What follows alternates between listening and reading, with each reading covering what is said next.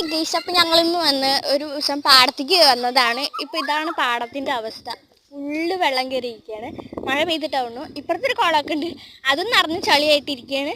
ഈ പാടത്തു നിന്നുള്ള വെള്ളം മുഴുവൻ കുളത്തേക്കാണ് പോണ്.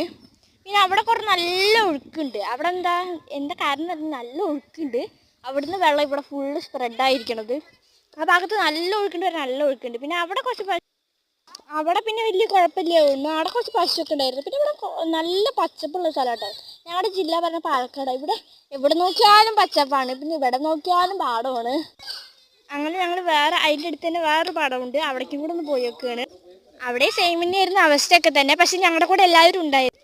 പിന്നെ നമ്മുടെ നന്ദുവിൻ്റെ കാലിൽ ഞണ്ടും കടിച്ചു. അവൻ അതിൽ വെള്ളത്തിലേക്ക് ഇറങ്ങിയതാണ്.